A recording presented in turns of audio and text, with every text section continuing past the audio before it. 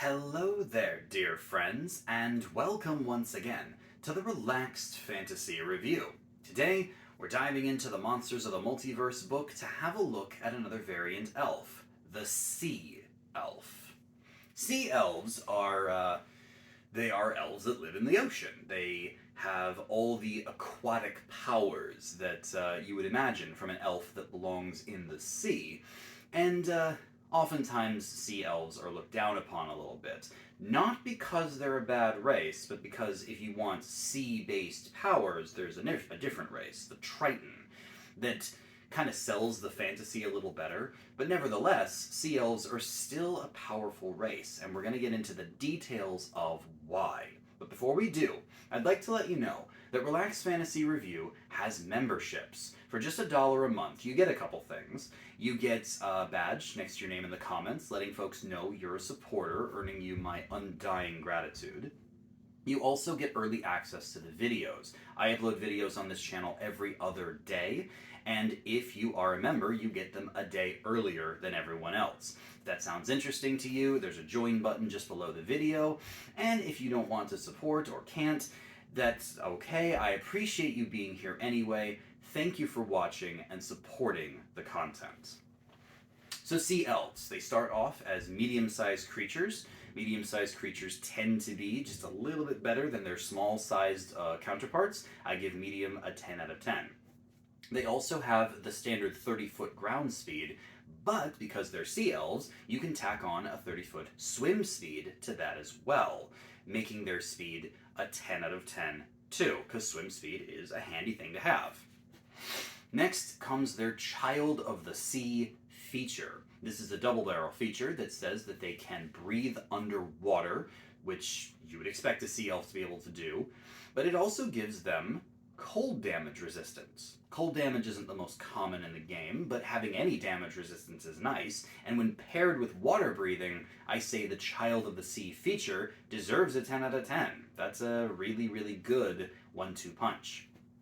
Next, they have dark vision, just like normal elves do. Dark vision is one of the best features a race can have in their standard array. I say 10 out of 10. They also have their standard Fey Ancestry feature. This grants them advantage against the Charmed condition, which is a decent condition to have resistance against. It doesn't come up all that much, but when it does, it certainly can be debilitating. I give Fey Ancestry an 8 out of 10. Next, their other sea elf feature, Friend of the Sea. Friend of the Sea says that they can communicate simple ideas to beasts that have a swimming speed. Now, there's several beasts that have a swimming speed, so most fish, octopuses, underwater creatures.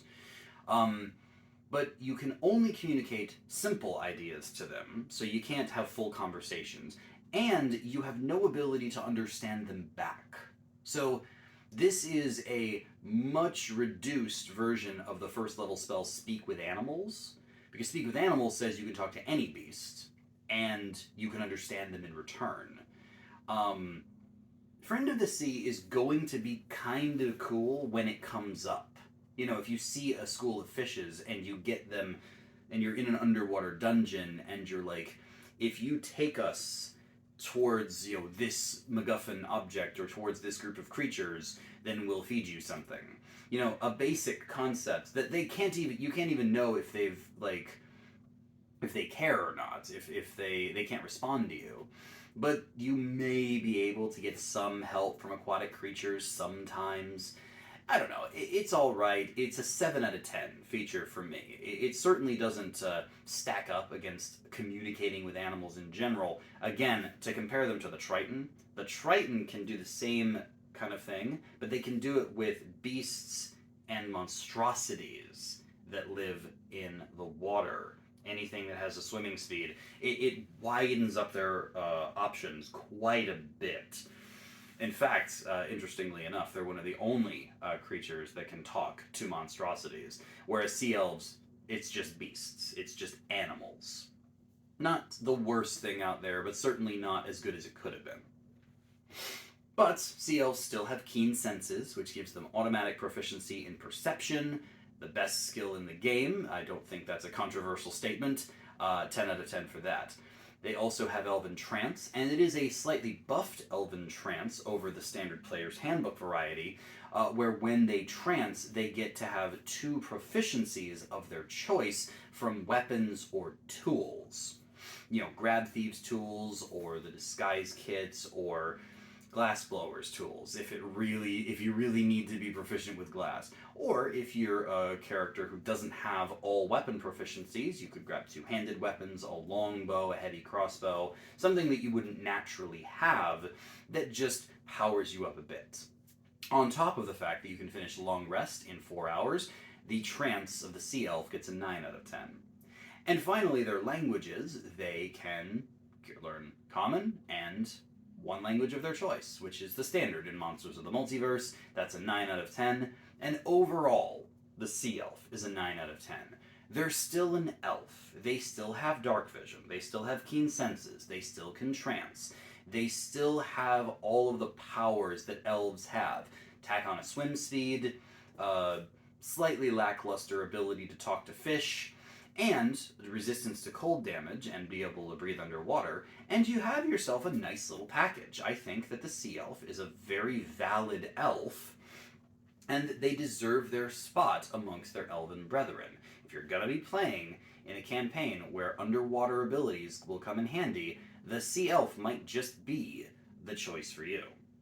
Unless you can play a Triton. This has been the Relaxed Fantasy Review. If you enjoyed the video, please like and subscribe down below. Have a look for the join button down there, and keep your eyes peeled for more race reviews coming down the line soon. Have a good one, my friends.